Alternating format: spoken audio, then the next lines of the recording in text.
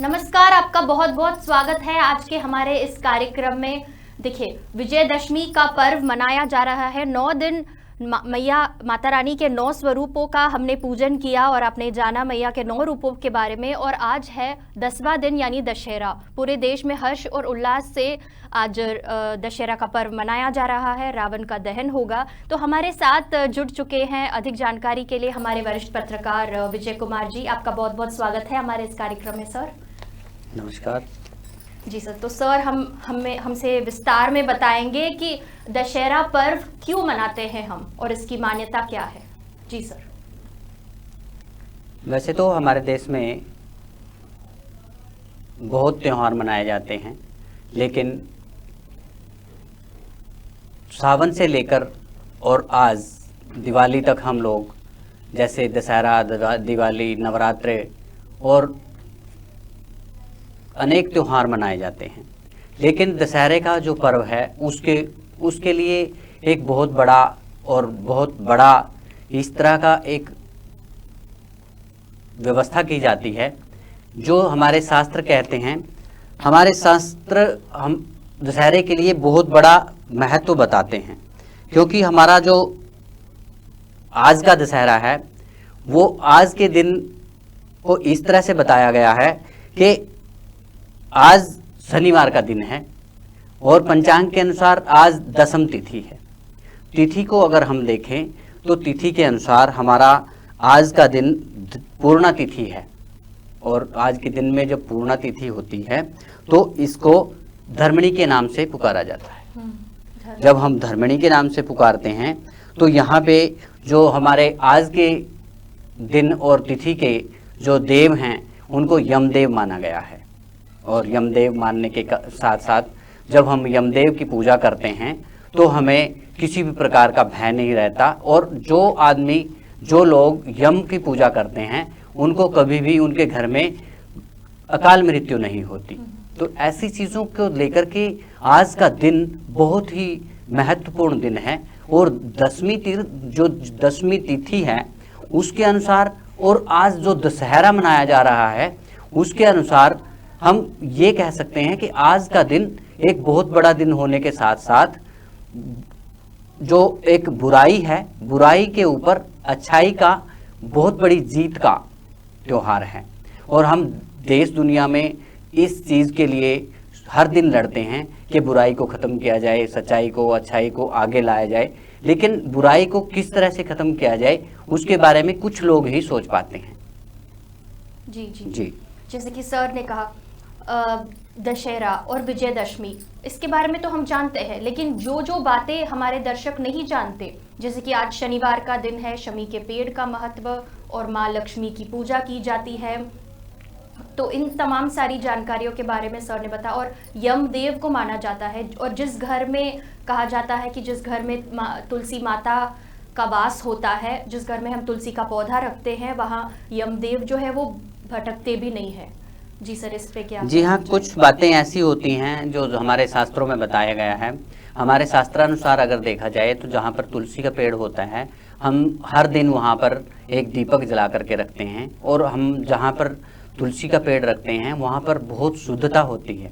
वहाँ पर कोई भी नेगेटिविटी या किसी प्रकार का कोई भी नेगेटिव चीज़ें और वास्तु दोष, किसी भी प्रकार का कितना भी भयंकर वास्तु दोष अगर आपके घर में है तो शमी का पेड़ और तुलसी जी का पेड़, दोनों ही पेड़ लगाने से हम ये नेगेटिविटीज़ ख़त्म हो जाती हैं। और हम देश दुनिया में इन चीज़ों के लिए, जिन चीज़ों के लिए दुनिया भटकती है, धन संपदा के लिए और अन्य सुख शांति के लिए और घर की सुख शांति के लिए, तो उन चीज़ों को हम लोग घर पे बैठे ही प्राप्त कर सकते हैं। शनिवार के दिन लक्ष्मी पूजन किया जाए, और साथ साथ आज का दिन जो है वो लक्ष्मी पूजन के लिए भी शुभ है। कोई भी चीज़, नई चीज़ आप खरीदना चाहते हैं, वाहन खरीदना चाहते हैं, ज़मीन खरीदना चाहते हैं, इन चीज़ों के लिए भी आज का दिन शुभ बताया गया है। जी।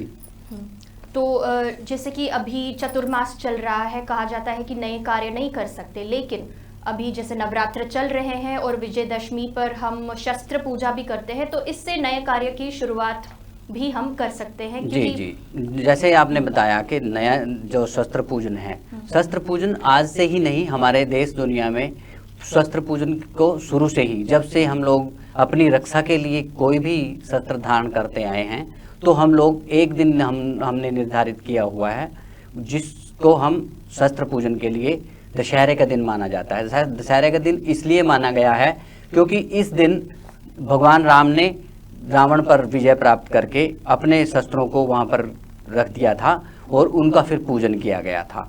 उसी तरह से ठीक उन्हीं नवरात्रों में, उन्हीं 9 दिनों में महिषासुर के वध के लिए माँ दुर्गा ने 9 दिन तक उनके साथ भीषण युद्ध किया और महिषासुर को 10वें दिन मार गिराया था। यानी कि नवरात्रि के दिन जो नवरात्रा जो 9वां दिन होता है, 9वें दिन माँ कालका रूप में आई और उन्होंने महिषासुर को वध कर दिया था। हाँ जी, तो इसलिए उनको महिषासुर मर्दिनी कहा जाता है। और यहाँ पर राम ने जैसे रावण का युद्ध किया, तो रावण युद्ध के कारण राम को भी भगवान राम का दर्जा मिला और अच्छाई को बढ़ाने का आशीर्वाद मिला। जैसे कि आप देखें कि द्वापर युग में भी भगवान श्री कृष्ण एक बार जरूर गए थे पांडवों को, कौरवों को समझाने के लिए शांति दूत बनकर, और यहाँ भी अंतिम प्रयास भगवान श्री राम ने दोबारा किया था, भेजा था अंगद को ना। जी जी जी, आप बिल्कुल सही फरमा रहे हैं आप।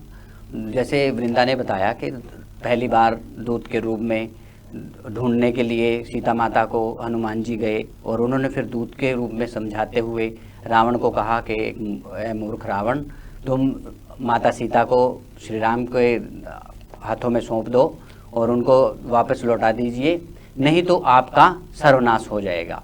तो उनकी बात पूरी हुई और फिर भी युद्ध की तैयारियां इधर पूरा हो चुकी थी, लेकिन युद्ध की तैयारियां होते हुए भी श्री राम ने एक बार फिर अपने सभी सभासदों के सलाह से, जाम्बवत की सलाह से और सुग्रीव की सलाह से, हनुमान जी की सलाह से, उन्होंने अंगद को फिर एक बार एक दूत के रूप में भेजा। जो दूत जब जाता है तो दूत एक शांति का रूप होता है और दूत के जाने के बाद ही कभी भी युद्ध होता है।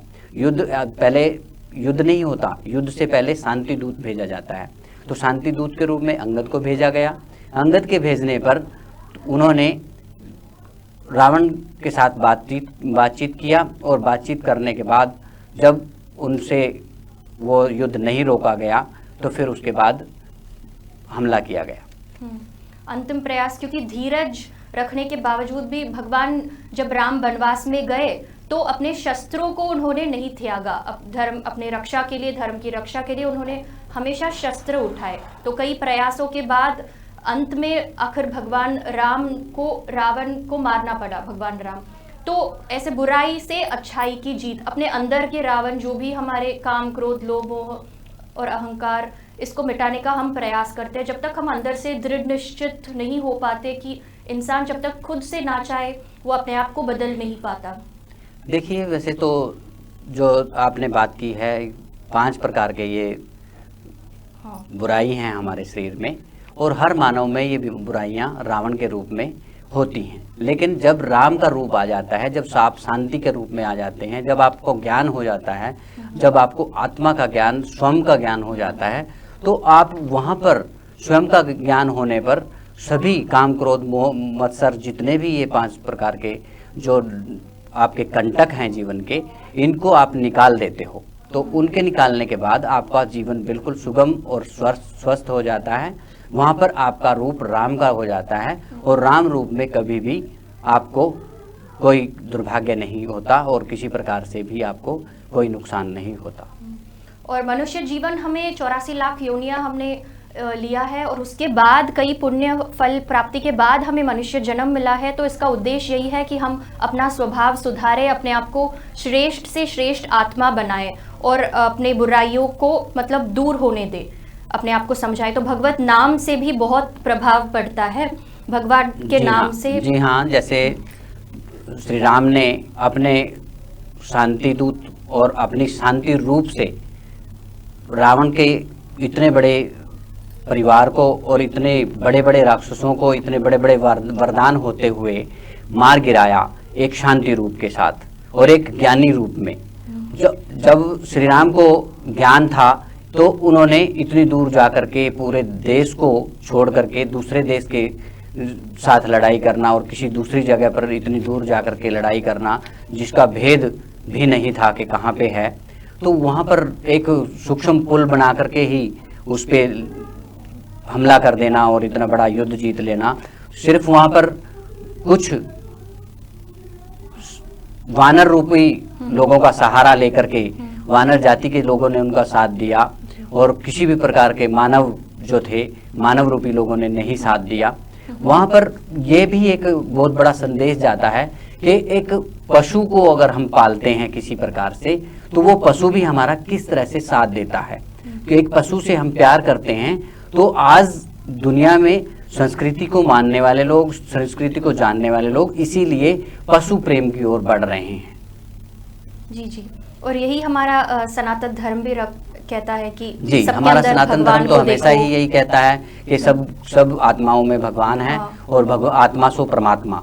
जब परमात्मा आत्मा में बसते हैं तो हर आत्मा ही परमात्मा का रूप है। वो किसी भी शरीर को धारण करके आ जाए, आत्मा हमेशा परमात्मा का ही रूप होती है। सब जीव जंतुओं में प्रेम और करुणा का भाव होना चाहिए। और रामायण में कितनी अच्छी सीख मिलती है हमें, जीवन जीने का कितना अच्छा ब्लूप्रिंट मिल जाता है। जैसे सुंदरकांड में आप देखिए, हनुमान जी खुद अपनी शक्तियां भूल गए, लेकिन सुंदरकांड में इतने अच्छे ढंग से वर्णन किया गया है कि जब वो समुद्र लांघ करके जाते हैं तो कितने असुरों का सामना करना पड़ा, तो कैसे उन्होंने डील किया। तो सुंदरकांड में भी बहुत देखिए, अगर हम सुंदरकांड की बात करें तो सुंदरकांड में हनुमान जी का बहुत बड़ा रोल है।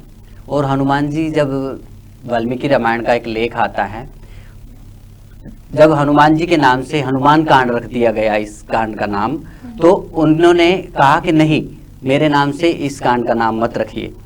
उन्होंने कहा, तो भगवान वाल्मीकि को पता चलता है इस बात का, तो उन्होंने उसी समय उस कांड का नाम बदल करके सुंदरकांड कर दिया। लेकिन जब हनुमान जी इस वृतांत को खत्म करके अपने घर जाते हैं, माता के पास लौटते हैं, तो माता उनको सुंदर कह करके पुकारती हैं क्योंकि उनका बचपन का नाम भी सुंदर था। तो वहां पर फिर वही सुंदरकांड भी उनके नाम से ही पुकारा जाता है। बोलिए जय श्री राम। जय श्री राम। तो जैसे कि हाँ, अब सुंदरकांड के बारे में सर बता रहे थे, और अंत में रावण दहन के बाद आता है राज तिलक। तो भगवान श्री राम और भरत का मिलाप, तो बुराई पर अच्छाई की जीत। रावण को मारने के बाद प्रभु श्री राम लौटते हैं अयोध्या। देखिए, जैसे हम अयोध्या लौटने की बात करें तो अयोध्या लौटने का वृतांत मैं आपको थोड़ा विस्तार से बताना चाहूँगा, क्योंकि अयोध्या से जो लंका है उसको अगर हम नापें तो 3145 किलोमीटर दूर है। अगर उसको हम पैदल चलना चाहें तो रामायण में बताया गया है, वाल्मीकि कृत रामायण बताती है कि 504 घंटे वहां से यहां तक पैदल पहुंचने में लगते हैं। और 504 घंटे को अगर हम 24 घंटे से डिवाइड करते हैं तो पूरे 21 दिन रात चल करके श्री राम लंका से अयोध्या पहुंचे थे।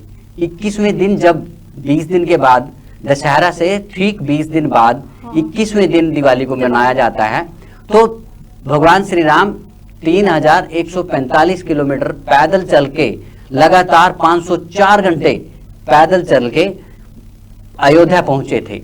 उन्होंने आते ही जैसे लोगों ने उनका स्वागत किया और उनके आने की खुशी में दिवाली मनाई, तो आज भी हम उसी प्रकार से दशहरा और दिवाली का पूरा 20 दिन का एक अंतर मानते हैं। वहां से यहाँ तक आने का जो समय उनको लगा, उसी समय को हम लोग मानते हैं। और मर्यादा पुरुषोत्तम में भगवान श्री राम ने मर्यादा पुरुषोत्तम का रोल निभाया था, और उनके जीवन से हम कितना सीख ले सकते हैं कि तपस्या भरा जीवन। तो 21 दिन बाद, जैसे अभी दिवाली का त्योहार है, तो अंधकार से ज्ञान की ओर, अंधकार से ज्ञान की जीत।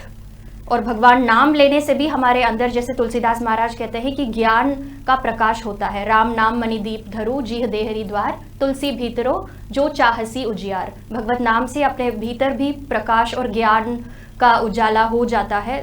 तो ज्ञान और विवेक से हम अपने स्वभाव को जी देखिए, जहाँ पर ज्ञान की बात करें, ज्ञान जी। से ही विज्ञान पैदा हुआ है। आज हम ज्ञान और विज्ञान की बात करते हैं। जब हमारे ऋषि मुनियों को ज्ञान था, तो आज उसी की वजह से विज्ञान है।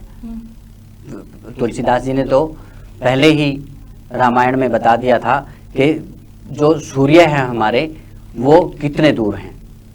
इसका वृतांत मैं बाद में आपको कभी करूंगा, लेकिन आज मैं एक छोटी सी बात जरूर बता देना चाहता हूं, क्योंकि हम गुरु शब्द को किस प्रकार से लेते हैं। गुरु शब्द का ही सार है जो अज्ञान को दूर करके ज्ञान की तरफ लेके जाता है।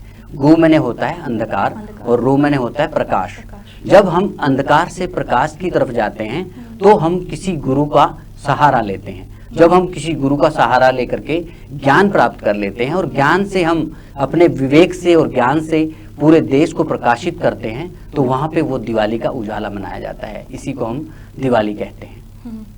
और सूर्य की बात आपने कही सर, तो हनुमान चालीसा में भी तुलसीदास महाराज जी कहते हैं कि हनुमान जी ने सूर्य को जुग सहस्त्र जो जन। हाँ, यही मैं बताना चाहता था आपको कि ये कोई छोटी बात नहीं है कि जुग सहस्त्र जो जनसर भानु, ये जैसे हमने कहा है, तो इस पूरी चौपाई के अंदर ही पूरा का पूरा कितने किलोमीटर दूर है हमसे सूर्य।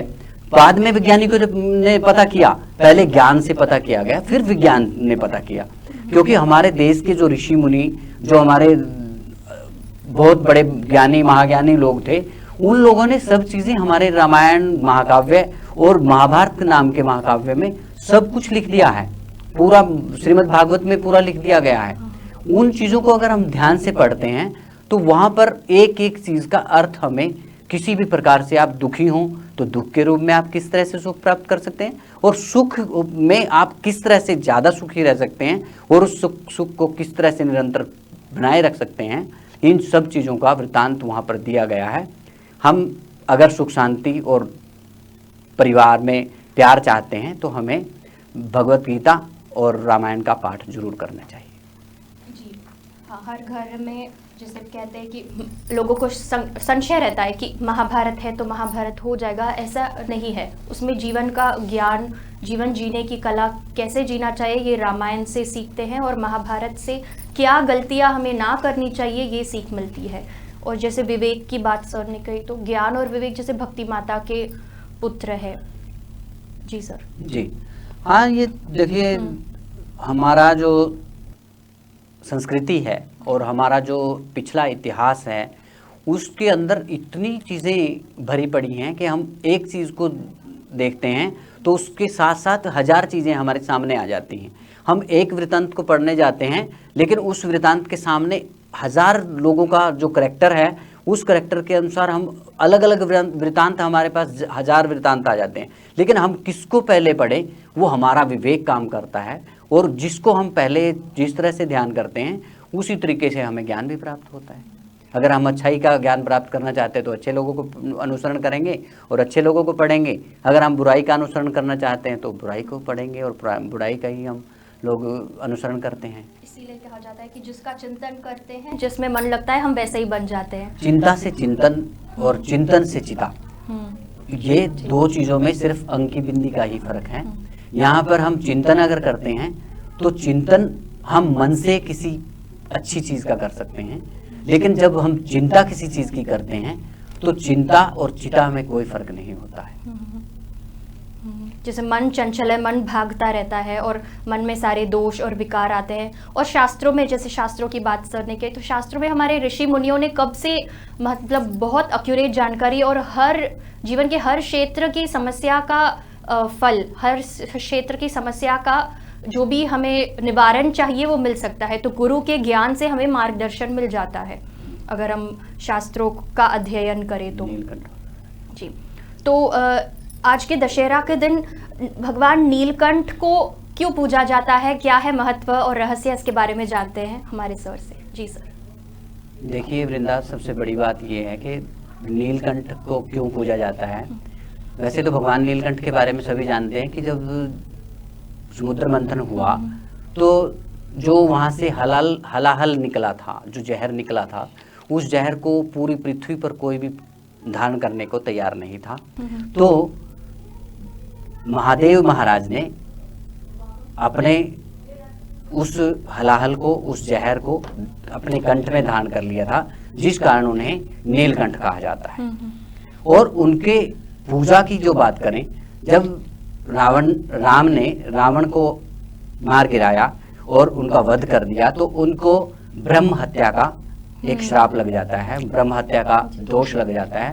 तो उस दोष को दूर करने के लिए उन्होंने महादेव जी की पूजा की, जिस पूजा के आशीर्वाद को देने के लिए, जिस ब्रह्म हत्या को हटाने के लिए महादेव जी ने नीलकंठ के रूप में उनको दर्शन दिए और उन्हें ब्रह्म हत्या से बाहर किया, ब्रह्म हत्या के दोष से निर्दोष साबित किया।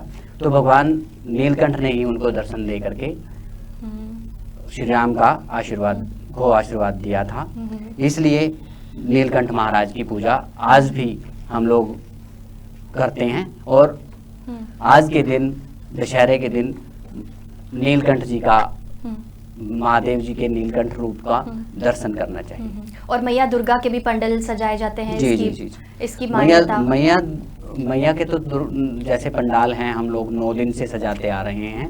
इसके लिए एक वृतांत बताया जाता है कि जैसे 9 दिन के लिए नवरात्रों में माता दुर्गा हैं जो अपने मायके चली जाती हैं, और वो जब वापसी करती हैं, वापसी में जब उनकी विदायगी होती है, तो हम लोग 9 दिन तक उनकी, पूरे संसार के लोग, पूरे देश के लोग, पूरी दुनिया के लोग उनका पूजन अर्पण अलग अलग रूपों में उनको पूजते हैं। और जब उनका 9वां दिन 10वां दिन होता है, तो 10वें दिन जब वो हमारे घर से विदा लेती हैं, तो वो फिर शंकर जी के पास चली जाती हैं। जय श्री राम। जी। अंत में रावण से जो सीख हमें मिली, उसी के बारे में जान लेते हैं। रावण से सबसे बड़ी सीख तो ये मिलती है कि कभी भी अपना भेद किसी को नहीं बताना चाहिए, स्वयं का भेद अपने भाई को भी नहीं बताना चाहिए, ऐसा उन्होंने कहा है। और दूसरी बात, सबसे बड़ी बात उन्होंने कही है कि जीवन में मेरे को एक सीख खुद राम से मिली है कि राम का भाई राम के साथ था और मेरा भाई मेरे साथ नहीं था, इसलिए मैं मारा गया। रावण आखिर में यही कहता है। और शत्रु को भी छोटा हाँ समझना चाहिए। तो प्रकांड पंडित देखिए रावण, लेकिन अहंकार के कारण उनके पूरे कुल का विनाश हो गया। जैसे अहंकार के कारण कौरव और कंस और रावण का पूरे परिवार कुल का नाश हो गया। तो बहुत अच्छी सीख मिली है हमें अपने जीवन में अपनाना चाहिए। और तमाम जानकारियों के लिए बहुत बहुत धन्यवाद सर, हमारे साथ जुड़ने के लिए, हमारे वरिष्ठ पत्रकार विजय कुमार सर। और आज के इस कार्यक्रम में इतना ही।